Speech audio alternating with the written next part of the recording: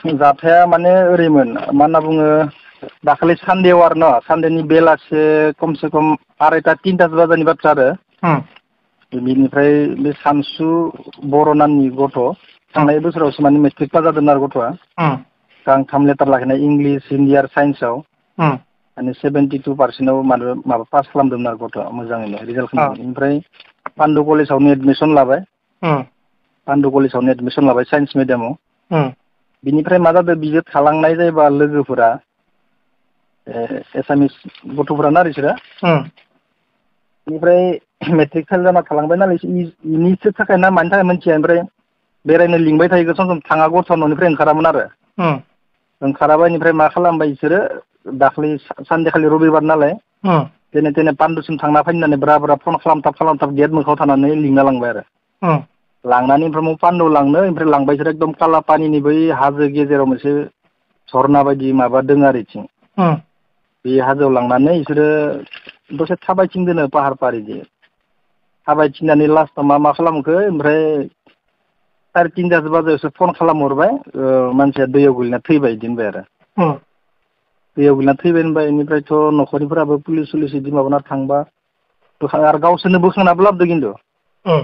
गावसोर ओमफ्राय मबाइलाबो सियाखैलाय मबाइलाबो दैयाव गोलैयाखै मानसिया गोलैदोंबाथ' मबाइलावथ' गोलैनांगौमोन खिन्थु बिसोरो मबाइलाबो मोजाङै दोङो माबा मोनबो सियाखै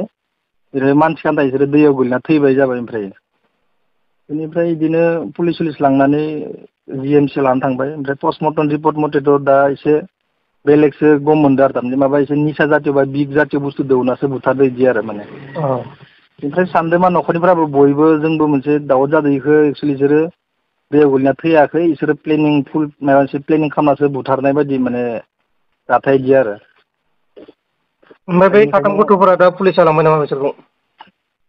बै साथामखौ इनिफ्राय बिसोर गावसोर मा खालामदों बुथारखांनानै स्कुटियाव लाना थांनानै बे आमबारि जायबा सिभिल हस्पिटालाव लांबाय बेनिफ्राय इयावथ' हाया होनबाय नालाय जिएमसियाव लानो थांबाय ओमफ्राय पुलिसफोरा ओजोंनो इसोरखौ हमनानै दा इयाव दोनफैदोंमोन आरो दा एगारखो ना माखो जों खबर लाफिननाय जायाखै थारमाने पुलिसनो केस होनाय जायाखै नामा होमबा न'खरनि मानसिफोरा पुलिसनो होदो केस होदो एफआइआर होदो होननायालाय एफआइआर होदो दा ओमफ्राय थेवबो बिदि खुनु निउसाव मायाव मोनबो होनाय जायाखै आरो बेनिखायनो आं खबर हरनाय जादों आरो थारमाने ओमफ्राय नैबे साथाम गथ'फोरनि मुंखौ मिथिगौ नामा नोंथाङा मुंखौथ' आं एक्सुवेलि मोजां मिथिया न'खरनिफोरा मोजां मिथिगौ इसोरनिनो एखे लोगो फरायनायमोन नालाय बे जोंनि बे माबा आदिंगिरि साइडथिं थायो आरो बिसोरो होमबा न'खरनि मानसिफ्रा बेखौ गावसिनि फिसाज्लाखौ बुथारदों होननानै सन्देह माने न'खरनियाथ' सन्देह आरो बयबो नुनायफोरा सन्देह थारमाने कारन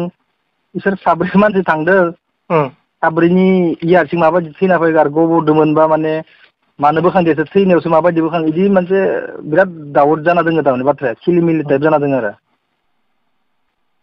ओमफ्राय दा पुलिसा नायबिजिरगासिनो नामा पुलिसा नायबिजिरनाय माने पुलिसफ्राथ' बुंदों जों सिन्था खालामना जों जिमान हायो माबा खालामगोन होनना बुंदों खिन्थु मा खालामगोन बेनि सायावथ' दा खुनु माबा गैया फैसा सैसा जानाय एगारनाबोथ' होनो हागौ बिदि मोनसे दाउट जानानै दोंबाय थायो आरो न'खरनिफोराबो आरो जि ओमफ्राय सिटुवेसन बै माने गथ'आ बबेनिमोन गुवाहाटि मा जायगानिमोन गथ'आ नै जोंनि माबा मालिगावनिफ्राय एसे थांनानै मोनसे बर' गामि दङ खांख्लाबारि खनसाइ गामि बिदिनो मोनसे मिथाम तल होननाय मोनसे सक दङ जोंनि बे मिथामनि खाथियावनो बर' गामि मोनसे दङ खनसाइ गामि होननाय खनसाइ गामिनिमोन खिन्थु मानसिया एसे रेलाव मोनसे फिसा जब मावोमोन आरो बिफाया बिदिनो फिफाया बेनिफ्राय बिसोर नै मालिगाव बे रेल कवाटाराव थायोमोन आरो सनि मन्दिर खाथिनि कवाटाराव बर'फोरनि कवाटाराव थायोमोन बिनिफ्राय बे कवाटारनिफ्रायनो लिंना लांदो बिसोरो कवाटार मोखांनिफ्राय फन खालामनो बिदि लिंना लाना थांबाय थांनानै बेनिफ्राय आरो बिमायाथ' थांना होनना बारंबार बुंबाय थादों बेखौ खिन्थु थाङामोनबो गथ'आ बेलेग दिनाव थाङा ओमफ्राय बिसोरो गेट मोखाङाव थानानै फन खालामथाबाय थाबाय फैना सानसु फै जाबाय थाबाय नालाय बेनिफ्राय ओरै पान्दुआवल' थांना फैनो दे होनना फैसा 50 थाखाबो बिना लांदों माबाफोर जानो होननानै बेनिफ्राय पान्दुआव लांनो इसोरथ' लाना थांबाय एकदम ओजों हाजोआवसो ओमफ्राय ओजों गथ'नि न'खरनिया साबैसे दंमोन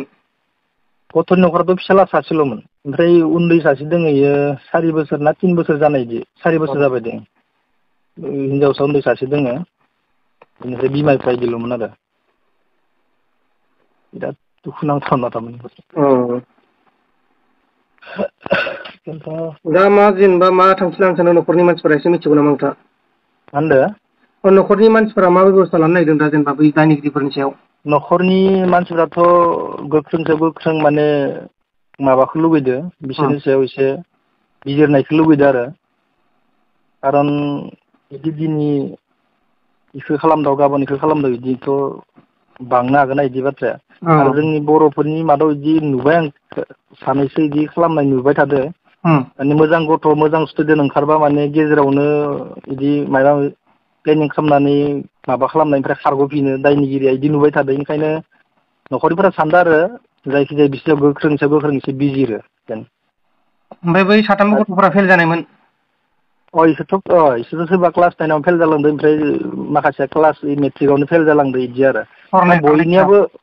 बयनियाबो मोनसे दाउट जाहैनो इसोरो थारमाने लोगो मोनबाबो गावसोर हायिखाय माने एसे मेगन सालायथ' आजिखालि गथ'फोरा बिदि सानना दोङो आरो थारमाने गावसोर हादिया ओमफ्रायथ' बर' गथ' हिसाबैबो इमान मोजां स्टुडेन्ट माबा लेटार लाखिलायनानै पास खालामदों बे रेलनि जे नेताजि बिद्यापिट जे दङमोन जे मालिगाव बेयावनो फरायनायमोन आरो गथ'आलाय बे नेताजि बिद्यापिट स्कुलावनो हायार गथ'नि नामा मा नाम सेकेण्डारि मोनदों सानसुमा? सानसु बर' ओमफ्राय बिफानि नामा सिमां बर' बिमानि नामा रिता बर'